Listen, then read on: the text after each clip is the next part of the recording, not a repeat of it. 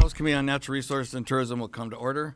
The clerk, please take attendance. Chair Martin. Here. Representative St. Germain. Here.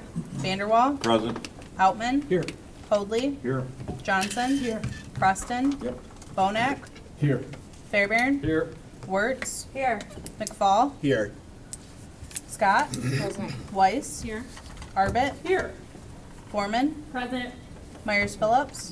Wooden. Wooden is here. You do have a quorum. Thank you, Madam Clerk.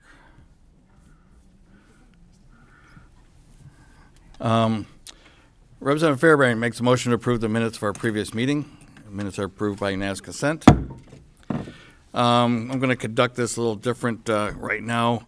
We're going to have testimony on PFAS first, and then second we have Vice Chair St. Germain's going to testify to her bill, but there's a substitute to adopt an amendment to her bill, and we have some people that have a mandatory meeting they have to go to, so I'm going to try to get that voted on for the adoption before her testimony.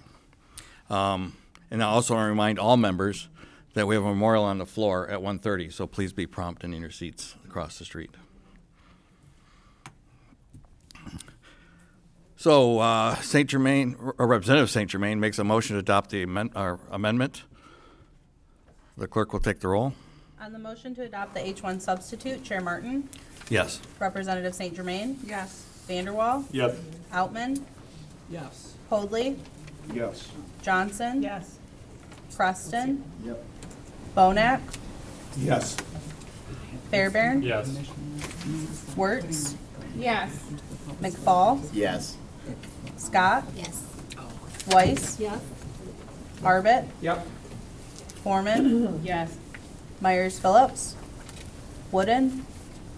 Mr. Chair, you have 15 yeas, 0 nays, and 0 pass. The substitute is adopted. Thank you, Madam Clerk. So now we're going to go back to testimony or a presentation on PFAS annihilation. I was stationed in the Air Force in Oscoda at Wordsworth Air Force Base in the mid-'80s. That's ancient history for most of you. Some of you might not have been alive yet. But there is, there's the fire foam was used for aircraft accidents and so forth. It was a big deal up there. They still have some contaminated areas, and they have some things that they use to try to remediate the problem up there. So it's been on my radar scope and looking at it. And then as a county commissioner, we have in my district as a county commissioner, and as my first district here in the House, we have a defunct landfill that the leachate has to be trucked out someplace, and they actually have a system in place, and I'll try to cover that later. So the PFAS has been on my radar scope for a while. How to break that bond. When I first started this, it seemed like plasma furnaces was the only way to do that. Not exactly a good way to do it on a large scale. But now there's some new technologies, and I am very pleased to have Revive Environmental with us today via Zoom to present their PFAS Annihilator technology. There are several PFAS destructor reducer technologies, and the companies are increasing their operations here in Michigan, including Revive. With us today via Zoom is the CEO of Revive, David Truba, and his team. Welcome, sir, and we're really looking forward to this presentation. Chairman, representatives, thank you for the time and interest in Revive, but also protecting your communities from this really challenging contaminant. What I would like to do in the next 10 minutes is just take you through an overview of PFAS, specifically in Michigan, what companies like Revive are doing for a permanent solution to PFAS rather than a landfill or a deep well solution, and then talk about different business models that I think the state could see in the future, and then just a few future forward look in terms of some of the leadership that I've seen from the state of Michigan. That would be a discussion and definitely open it up for questions. Okay, let me make this into big screen here. All right, can you see my screen? Yes, we got your screen. It's zoomed out for us. All right, very good. So PFAS is a national and local issue. There's 150,000 publicly available drinking water sites that are impacted at least. PFAS is in most people's bloodstream because of just latent exposure over years. And the major sources of AFFF are the foam that the chair talked about, for example, at Wordsmith. Any oil-based fire needs a foam to put out the fire and not just the fire extinguisher. Water doesn't do the job. And so PFAS as a foam prevention service was really since the 1960s by the US Navy. In Michigan specifically, there have been the Wolverine in Kent County, Wordsmith, Aden, Lapeer, Ryder City, Alpena County. Those are just a few of the sites. And over here to the bottom right, that's a map from the Eagle website in terms of PFAS impacted locations for drinking water, tested sites that have tested positive for groundwater contamination, and everything in between in terms of the spectrum of PFAS is available in the state. I do want to recognize that Michigan has really been a leader in the country, not only in terms of state-based regulatory action, taking a look at the Great Lakes Water District and putting in limits for PFAS discharge criteria, as well as being very forward-thinking with Eagle in terms of their leadership and not only identifying technologies, but candidly fast-tracking companies like ours that have a solution.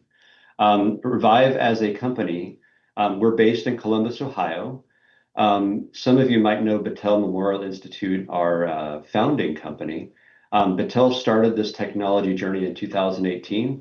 They came up with a technology which I'll introduce in a minute called supercritical water. And our target applications are AFFF foam, the concentrate, landfill leachate water that comes out of a landfill with PFAS, industrial wastewater, chemical producers, oil and gas, et cetera. And then there's a significant amount of opportunity in groundwater remediation over the next 30 years that we hope to facilitate help with.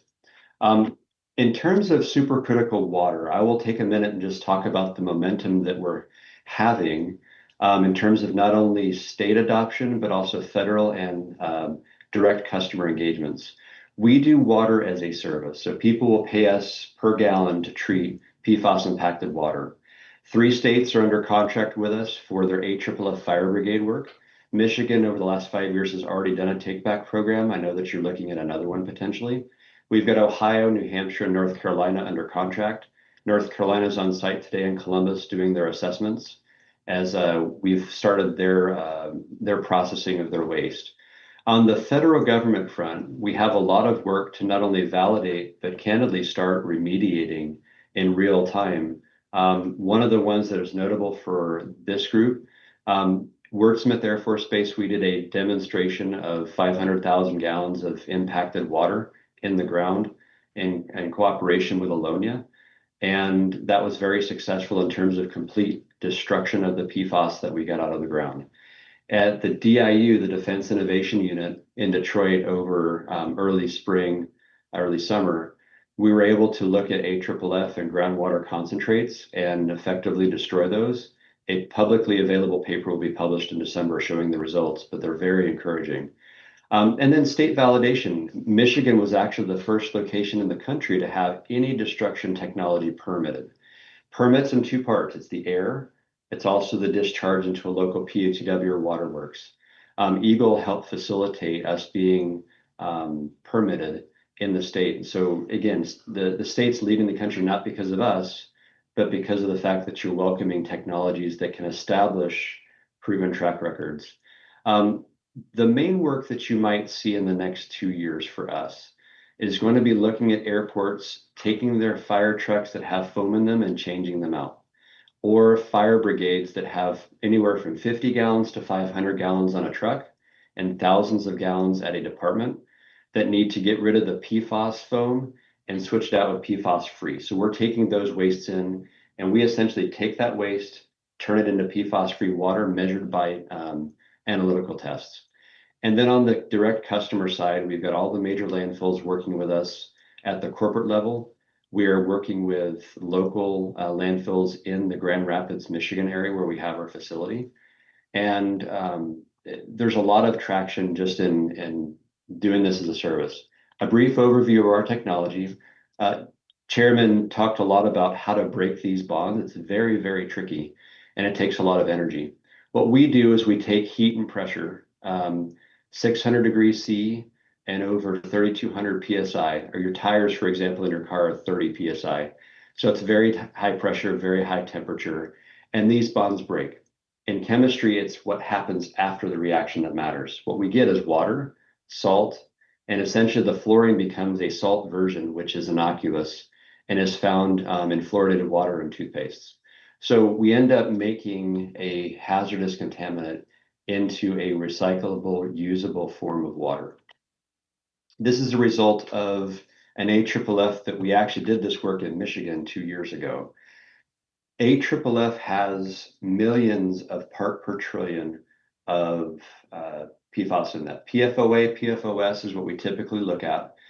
And the drinking water standard for the US government and for the state of Michigan is in the tens to single digit part per trillion range.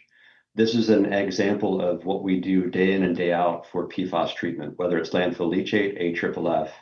We get this to essentially the analytical cannot detect PFAS after we're done with it.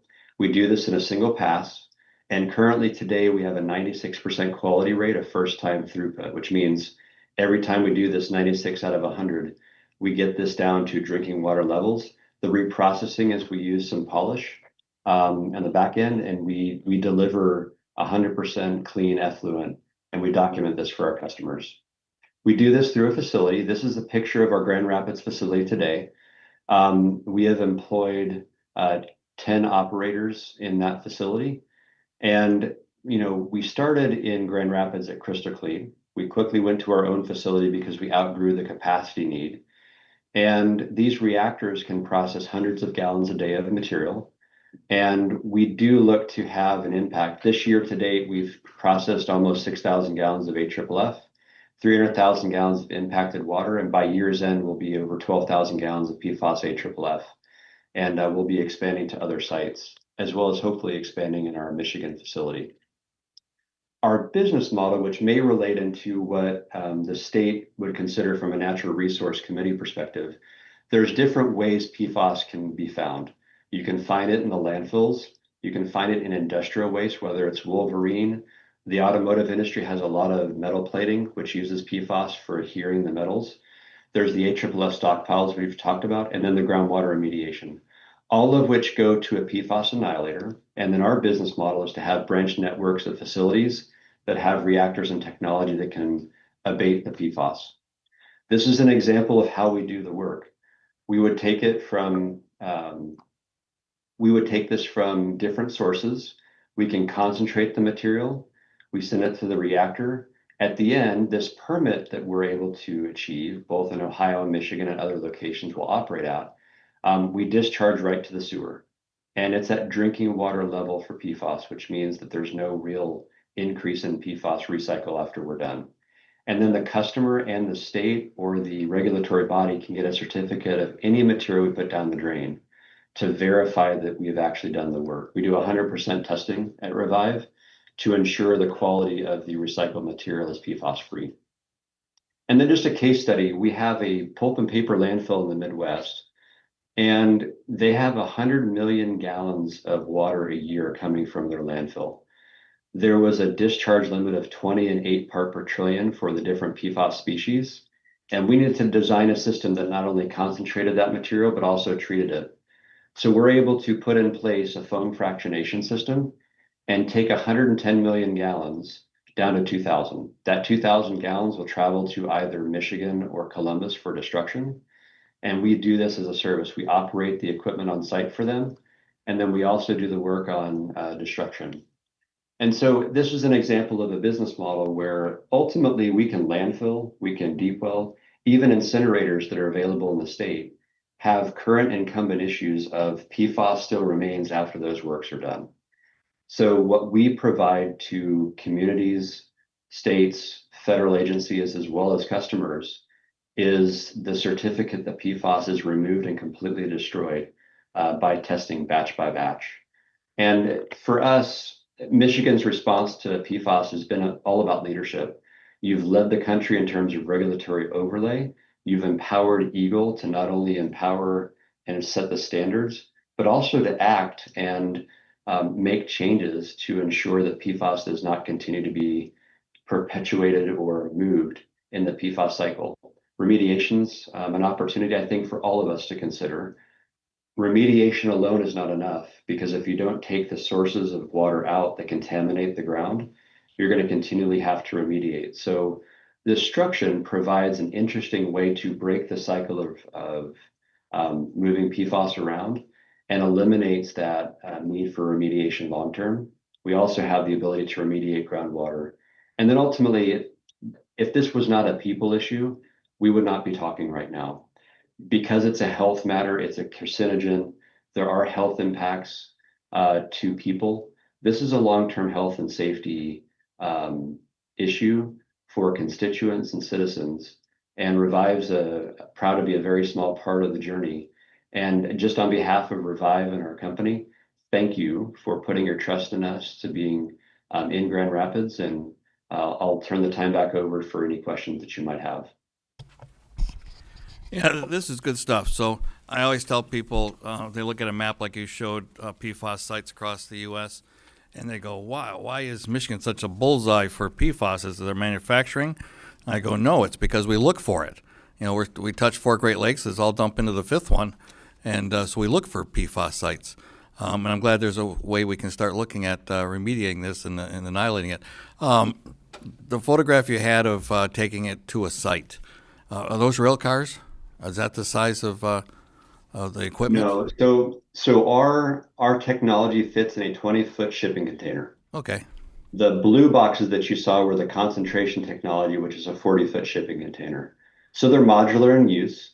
Our vision is to have processing facilities so that the reactors stay under roof and the waste can come to us. And so we'll be local. Wherever the waste is, we try to minimize transport and set up in communities that we can economically treat PFAS. So you mentioned plating companies for automobiles.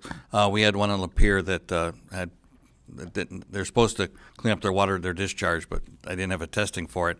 And PFAS elevation in the Flint River occurred. They got it cleaned up. But so a plating type, they could collect it and then ship it to you. Is that the idea? That's correct. Okay. In fact, we've worked with several large platers and small platers. In fact, some of the Detroit 3 have their own plating facilities. And so we're working with them today to look at how can we economically treat their waste. Today, it's either captured in carbon or media and then sent to landfill.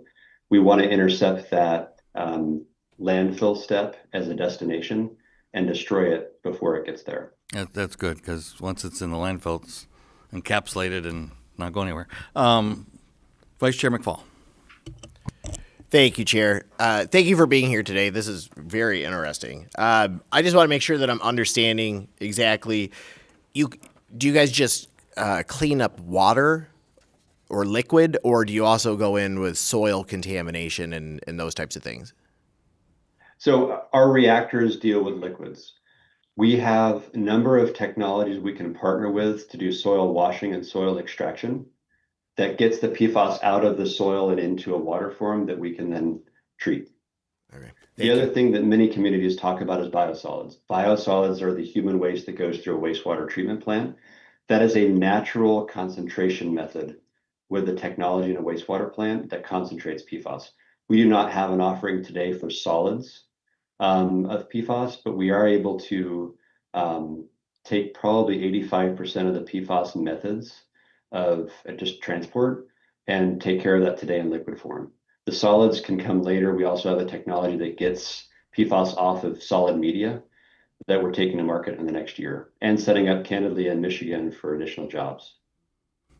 I'm glad you mentioned the wastewater treatment because I mentioned before we have a bankrupt landfill in my old district just north of my town. And the state is paying for that leachate to be shipped to the wastewater to be filtered. And then I said, it's a forever chemical. It comes out and is discharged below the standard, but it's a forever chemical. Where is it at? And they said it's in the sludge, which goes to a landfill. So, but at least it's a operating landfill, but still it goes to a. So I'm glad that we're looking at how to treat that and expand this. Representative Foreman. Thank you for being here and thank you for this information. I serve as the chair of the task force on emerging contaminants through the Great Lakes St. Lawrence Sea Caucus. We're meeting next week in in South Bend to talk about PFAS and the impacts, especially in the Midwest. A lot of my questions have been asked and answered, but I also want to know what is I believe your environmental impact of doing this is low, of course, but as Chair Martin just said, this is also a forever chemical. So what's the environmental impact of the remediation on the local environments that you are taking your facility or your reactor to? Sure. So environmental impact is measured in two ways. We look at it from the permits of both air discharge and liquid discharge from a facility like ours. For the air, we are air permit exempt because we've done extensive studies of our stack emissions, and we emit in a single year less than a fraction of what's required in a single day from a regulatory perspective. So we emit really nothing, PFAS or contaminants of concern like benzene, toluene, et cetera. So from an air impact standpoint, that's probably the number one way we would impact a local community immediately. The second is looking at the discharge water from the back end of our reactor. We measure every batch, 100% of the water that comes out is measured in batches to test for anything that's required for the POTW, metals, pH, solids, primarily PFAS. And our permit discharge limit is managed by the city. So for example, in Grand Rapids, we now have a permit issued from the city of Grand Rapids, and our limits are 4 part per trillion PFOS, PFOA. We've got some metals to worry about and some pH. And so as we're permit compliant as a business model, that minimizes local community impact. Okay, thank you very much. You bet. Thanks for the question, Representative. Representative Weiss? Thank you so much. Can you speak a little bit about, obviously we look, Chair Martin mentioned the map, and we look at the map and we see that there is an immense amount of need here in Michigan in terms of the amount of contamination that exists. Do you have any sense of what the cost would be to remediate a lot of these sites? Or just give an example of what a cost might be to just a site that you've done here in Michigan or in any state? Yeah, so I'll give an example of that pulp and paper landfill, 110 million gallons a year. That's going to cost them around $700,000 a year to treat, and we do that as a service. So that's the concentration step, that's the other. That is a landfill because of rain that will keep perpetuating water. So that's a specific example. What that comes to in terms of dollars per gallon is less than a penny per gallon of treated water a year. So our cost profile is relatively low for destruction. When it comes to soil and groundwater remediation, there's a number of different factors that affect price.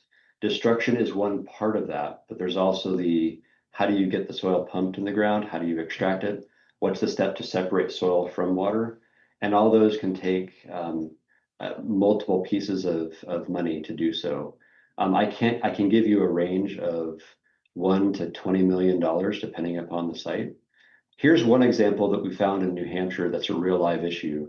An airport had an AFFF release, and the airport was a county-owned airport. It was small, but 350 gallons of AFFF were released into the community. The current lawsuit liability is $8 million, and the likely lawsuit cap is going to be $25 million for that single event. Had they sent the 350 to 500 gallons of AFFF to us for destruction, that would have cost them maybe $50,000 to $75,000. So as an example, one of the things we've got to think about as communities, prevention versus remediation. And I think there has to be a policy that enables both to go simultaneously. But that's an example of a remediation case of that liability for that airport in New Hampshire that might be relevant for the state of Michigan. Thank you. I appreciate it. And Chair, if I could just one other quick follow-up. Going back to the map as well, and again, Chair Martin mentioned that one of the reasons why Michigan has such high numbers because we test more for it, which is good to know. But is that the main cause? Because looking at this map, it looks like it's all over the place. You have some states that have hardly any, and some states and some regions that have several sites with known PFAS contamination. Is that difference likely mostly just because of testing, or is there a combination of factors going on there? Here's how I would look at it if I was in your position. PFAS follows people. People drive both trash, wastewater consumption and drinking water consumption, and industry to supply them with their livelihood. So if you follow population centers, you're going to find higher concentrations of PFAS. The difference in map density of where we found PFAS has everything to do with who's testing. I'll give you a very good example. In 2018 to 2020, I lived in Seattle, Washington. Issaquah was not only the home of Costco, it was just 5 miles south of where I lived. They tested in 2016 for PFAS, and they did something about it with their drinking water and wastewater. 5 years later, other cities around the Seattle area started testing for it, and lo and behold, they had higher amounts. But if you were to look at that map when Issaquah only tested, only Issaquah would have a challenge. So I do think testing and understanding where PFAS is a very important step to understanding the true remediation potential. One of the great things that Michigan's done is that you've been so effective in testing broadly. You're able to really understand the full challenge. So your policies will not be half empowered. You'll have the ability to truly understand what the needs are. And kudos to Abigail Hendershot, the director of EAGLE and the PFAS task force, for really having the vision to test and understand what the overall impact will be for the state and not just do what they've found to date. So I do think Michigan has a lead on that. The challenge is once you know about it, then you have to do something. But again, Michigan is doing work today in terms of regulatory and enabling spend to remediate PFAS. Thank you. Certainly better to know than to not know. So thank you. Absolutely. So your technology revolves around liquids. I don't know what kind of patents and copyrights are out there on the new technologies, but I know there's a few others. I don't know what you would know about them. Are there other commercial scale activities going on that may not just be liquids, but some other things that are happening for annihilators or destruction? Yeah. So it's supercritical water. You can do solids. Our chief technology officer did solid supercritical technology, but that was taking human waste to energy and not destroying PFAS. It's very challenging to process solid into a liquid environment and then get the results. There are new technologies. What I would say to that is it's not a landfill, deep well, or incineration. It's light, plasma, different ways to get energy to the PFAS destruction piece of it. And you're going to see varying results of PFAS destruction.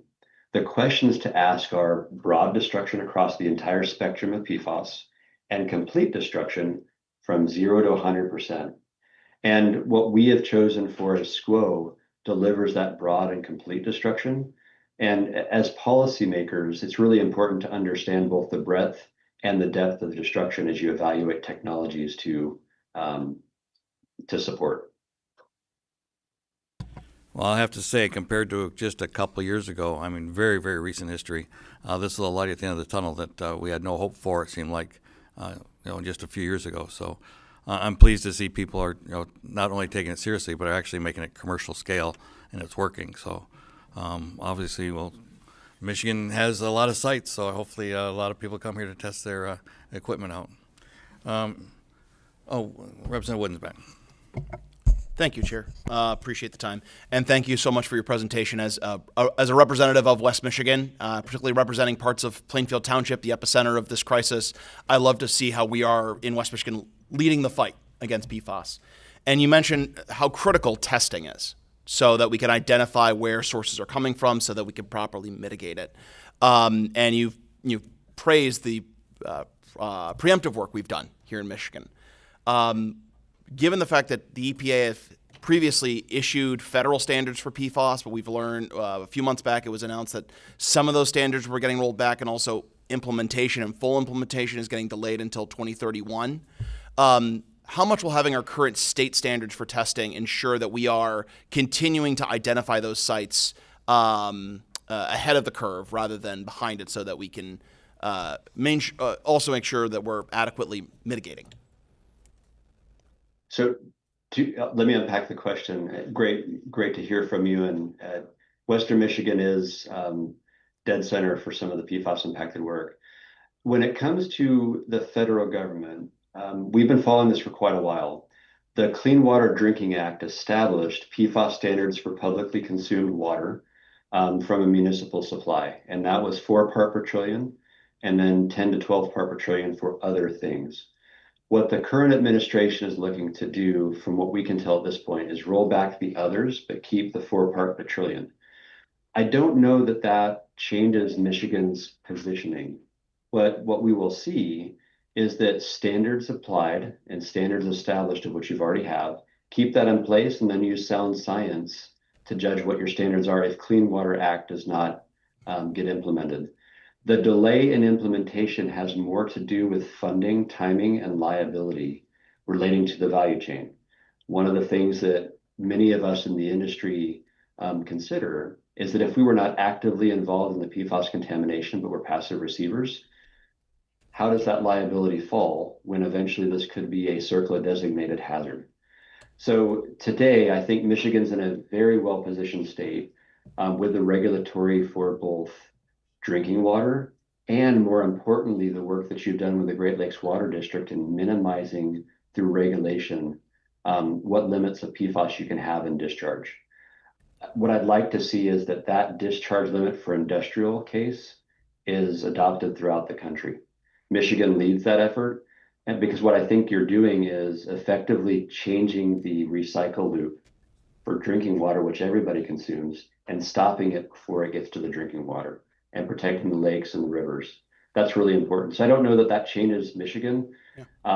I've heard from other Department of Environmental heads in 3 different states that they agree with the science of 4 part per trillion for the drinking water, and they're considering keeping those regardless of what the federal government does. So it is a state by state issue.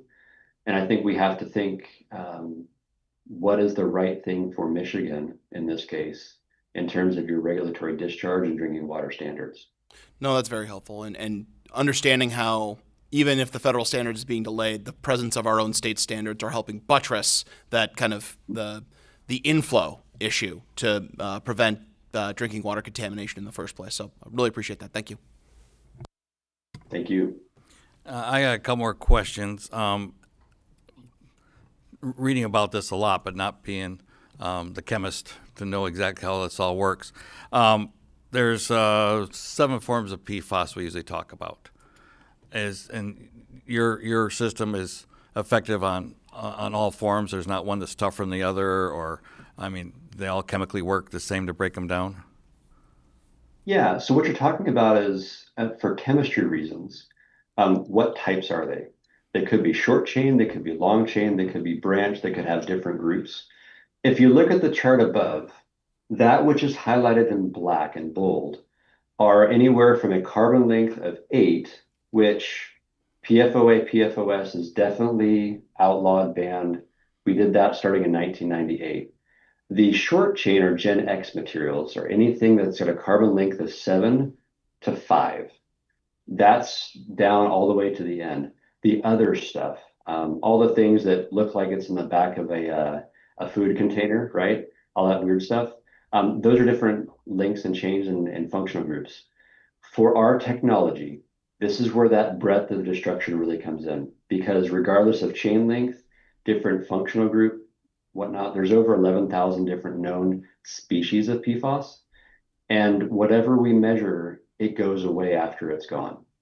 And the corollary to that is if it's fluorinated, but we can't measure it because it goes through our reactor, it is defluorinating through the process at almost 100% by the time we're done. So even if we don't see it today, if it goes through our reactor, we have high confidence that it will be destroyed and not in the effluent, as evidenced by this chart right here. So you test for such a wide range that you're confident this is working on all your chains. Correct. Outstanding. Yeah, the current testing today tests 48 different targeted species of PFAS. We're able to affect change in 100% of those. And again, if it's not tested, but it's there, we do a total organic fluorine test before and after, and the organic fluorine is gone after we're done. That's another way to test for the broad group of fluorine. So it's an exciting technology that we're bringing to market that brings that broad destruction and complete because it's gone after we're done. I can't believe I keep getting so much good information and positive stuff after every question instead of raising more questions on top of it. So this has been very good. I do have a kind of a policy type thing for remediation when PFAS is found and a site is identified. Is the lead agent always Deagle, or does it go to locals like the wastewater commission or something in that order locally? I think the way to answer that is whoever finds it eventually will get to Eagle, because as you've organized the state, there's a way for them to track and then help do. But usually remediation is a local issue funded by either the source of the contamination or whoever owns the land at that time. And so depending upon the ownership authority of that situation, will ultimately decide how and when and how much to remediate the land. The challenge with any soil, as you can imagine, is soil doesn't change because of a property limit. The contamination is underground and doesn't respect property lines or city lines. So it's really, I think the first step which you've done is minimize discharge, which allows you to then cap off how much PFAS is in the ground. Then you can do the site assessments of where the water's flowing, where the ingress might be, and that takes months to a year at least to map that out, and then you have a treatment plan on top of that. Yeah, I think we learned some of those lessons when dioxins got into the water table. Good 100%. Good info. Any other questions? Very good. Supporting the bill and is Nicole Biber. If you want to issue, if you have written testimony, we'll take that. I don't have time to add you to the schedule. We have a memorial to do across the street and so forth. But thank you for supporting the bill, and if you have written testimony, we'll take that.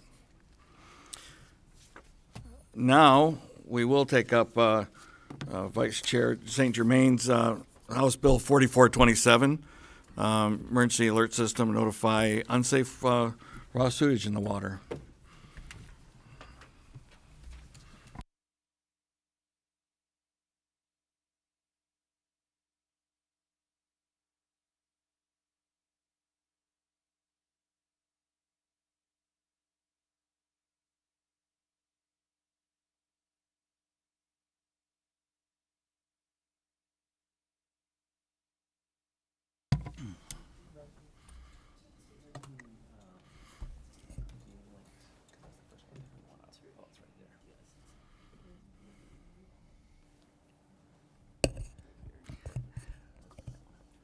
Madam Vice Chair, Okay. we just had this wonderful, beautiful, positive message, and the first slide I see up there is like, Right? So as long as we're working towards clean water, we'll take what information you got. Well, thank you, Mr. Chair and members of the committee. I guess we might as well just stay on a roll and start and keep talking about gross stuff here. So, so we're here to talk about my bill. I call it the Brown Alert, and what it does is it uses the emergency alert system to notify the public via that raw sewage or contaminated water has entered into a waterway. So how did I come up with the Brown Alert, and what was my motivation? On April 3rd, a municipality had a malfunction at a basin and inadvertently discharged 1.2 million gallons of raw sewage into a waterway. That was April 3rd, 2025. Needless to say, that's a lot of raw sewage, and the residents that live along those waterways never knew. So you have people, dogs, animals, all along raw sewage we're talking about the Clinton River too. People kayaking, probably not that early in the year, but people on the water. So that raw sewage, it travels through the Red Run Drain, starting at Macomb County, goes through the Clinton River, and eventually ends up in Lake St. Clair. So pretty gross stuff. But I want to say I'm not here to pick on one specific municipality. They had a malfunction with equipment. Shit happens, literally. So with that being said, hey, if the governor can say damn, I could say that word, right? But I've lived in Macomb County all my life. And if you've lived in Macomb or Oakland County for as long as I have, back in the day, that was farmland, a lot of land. So we have seen subdivisions and strip malls and all kinds of things being built so quickly. And frankly, our ancestors, engineers, they didn't keep up with our water infrastructure and our roads, but we won't go there, will we? So now here we are playing catch up and trying to do better by our residents, constituents. And so that's a little bit of the background. And just kind of a funny story. So my parents had a cabin in Ortonville. And when I was a kid, that's just Oakland County, right? When I said we're going to my cabin in Ortonville, that was up north to us, so things have changed, just to give you a perspective. With that being said, I'm going to turn it over to Nathan, and we're going to show you, this is an Eagle website, an online dashboard, and we're just going to kind of go over some of the other scenarios. Thank you. So just wanted to go, you can see on the screen here, so this is the this is the department's website, and they go through and they track all the different events that have happened. So whether that's a sanitary sewer overflow, which is SSO, you can see here, whether that's a combined sewer overflow, which is this here, or they also have an RTB, which is a retention basin overflow. So retention treatment basin, excuse me. So these are various events that have happened.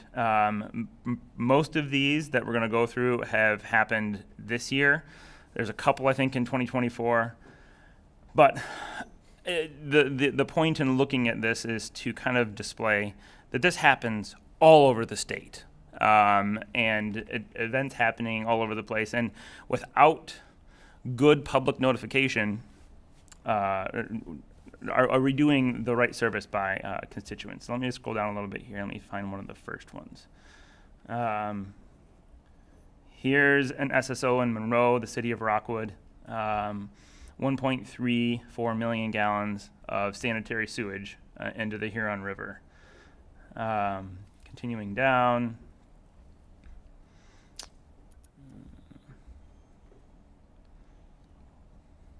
Oh, doing funny things.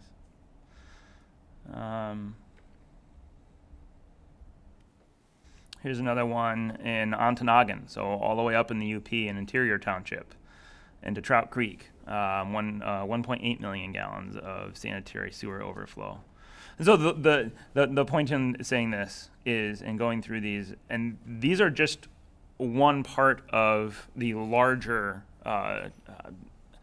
grouping of reports that are submitted to the department on this specific issue. So, Representative, I don't know if you want to continue from there. We have a video to play for you, and I think visuals help. I just hope everybody had lunch, but.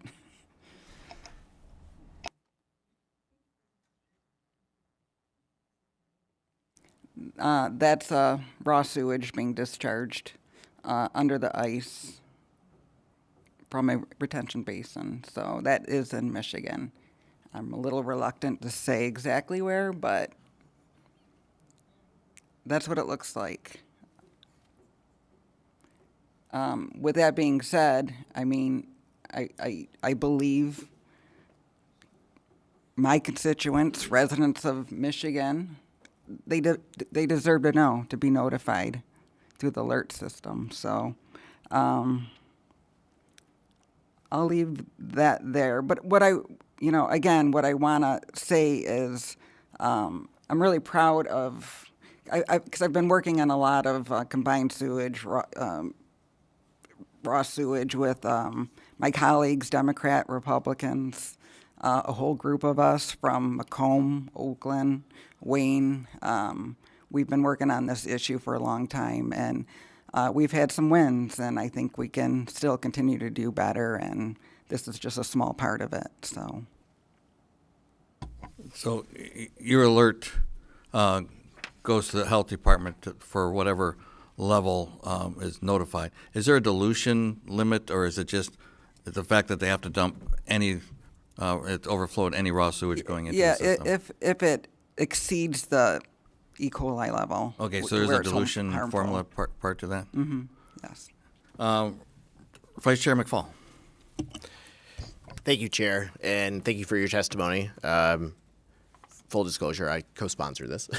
So, Appreciate that. But I do have a question Sure. about the Commissioner Association Yeah. and whether or not you worked with them on this to Yep. make sure that everything is hammered out, Right. that they can do this. Right.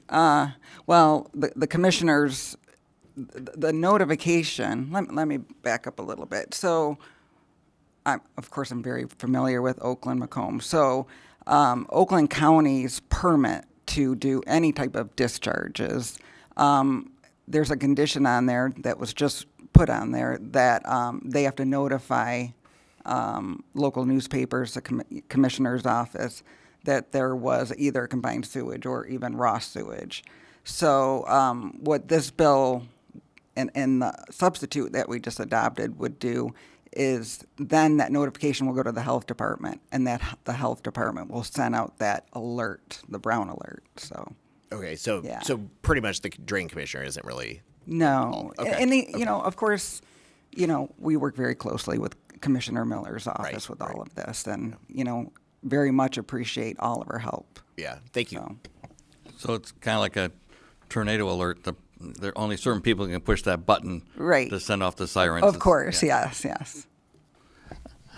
Representative Weiss. So that was going to be my question, just kind of building onto that, is how are people receiving the alert? Is it direct to their phone? Direct to their phone, yes. And is it called a brown alert? It would be if we pass this. I will avoid the obvious and low-hanging jokes. But I will say, just we talked about silver alerts, other alerts, amber alerts. I am a little concerned about diluting or confusing the public with like adding more and more colors to know what it means. I think Right. maybe just saying like, alert, there's a discharge. Be aware if you're in the area of a beach or water versus calling it another color. Okay. I just am. Are you concerned about that?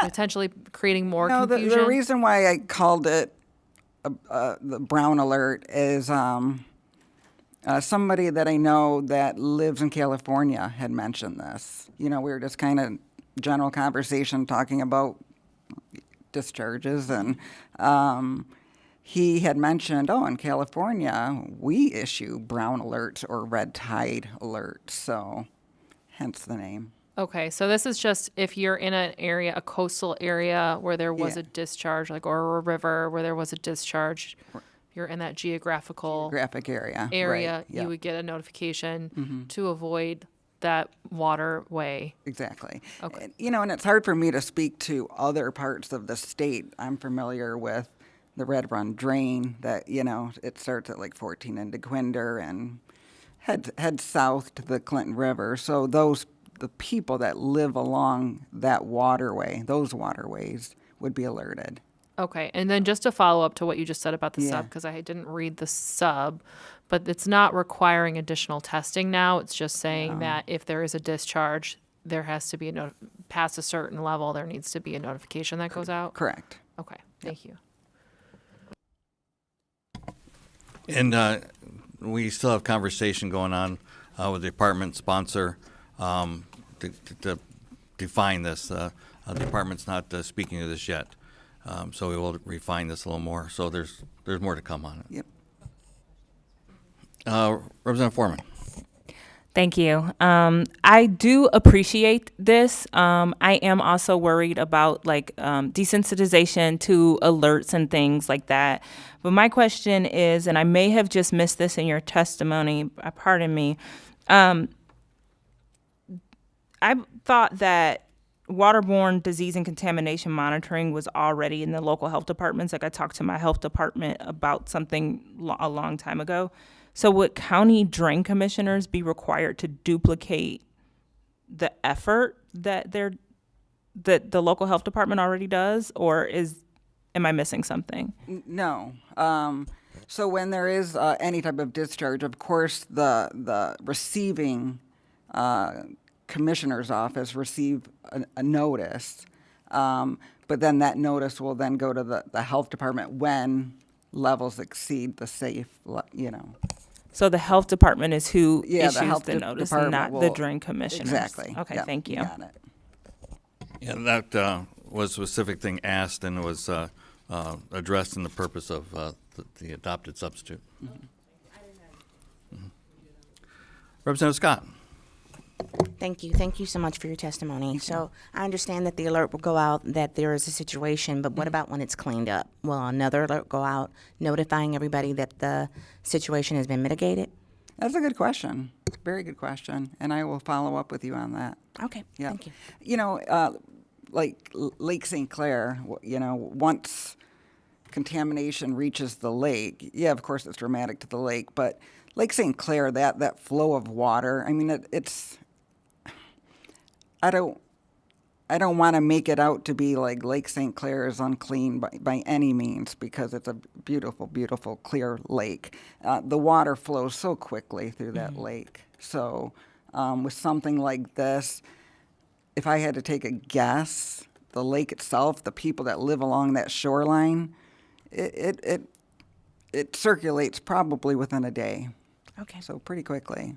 And really it's mostly like the Red Run Drain area where that discharge is beginning. And that Red Run Drain goes through people's backyards. It's pretty bad. And so, Okay, thank you. thank you.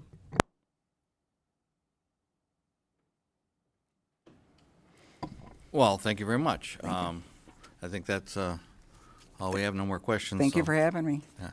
And like I said, we'll give time for the members to do what they need to do before they get across the street for the memorial. No cards on this bill. Representative Johnson moves to excuse absent members. There being no objection, the motion prevailed by unanimous consent. Our next, we plan to meet next week on September 17th. There being no further business come for the committee will stand adjourned.